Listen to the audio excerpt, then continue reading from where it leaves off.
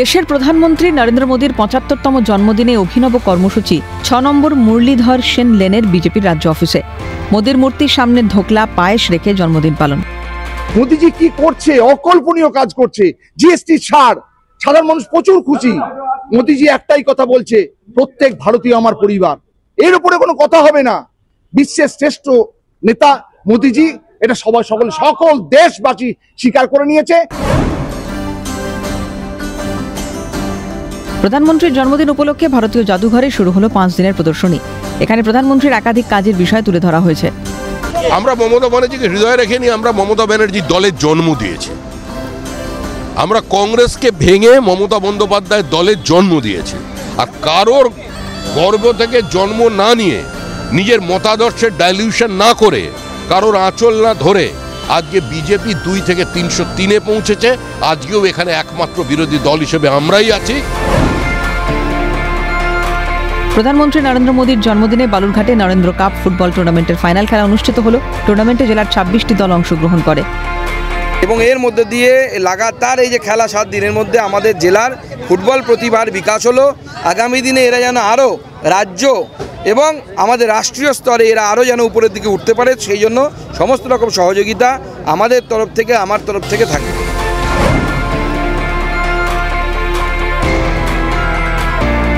নন্দীগ্রামের রিয়াপাড়ায় গ্রামীণ সেবিকাদের সেবা প্রদান অনুষ্ঠানে উপস্থিত ছিলেন রাজ্যের বিরোধী দলনেতা শুভেন্দু অধিকারী। মোদীজি নারী শক্তির জন্য যা করেছেন তার ধন্যবাদ দিলাম। পশ্চিমবাংলায় নারী সুরক্ষা তলানিতে, নারী সুরক্ষার প্রয়োজন, এটা প্রার্থনা করলাম। আমরা সাথে সাথে উনি যে লোকসভা বিধানসভায় সংরক্ষণ দিয়েছেন। দেশের প্রধানমন্ত্রী নরেন্দ্র মোদীর জন্মদিন উপলক্ষে তাঁর সুস্থতা ও দীর্ঘায়ু কামনায় হাড়োয়ায় বিজেপির দলীয় কার্যালয়ে নামযজ্ঞ, পাশাপাশি কেক কেটে মিষ্টি বিতরণ করা হয়।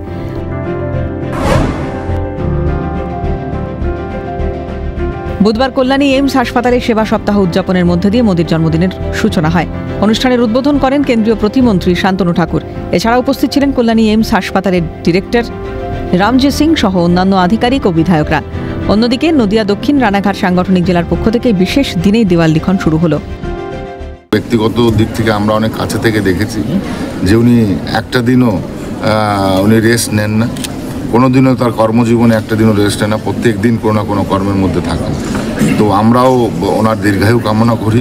और फिर मानसिक स्वास्थ्य भी सबके लिए जरूरी है। आजकल मानसिक स्वास्थ्य का ध्यान रखना सबके लिए, छोटी सी प्रॉब्लम हो आपको जरूर सलाह लेनी चाहिए, और महिलाओं के लिए तो खासकर।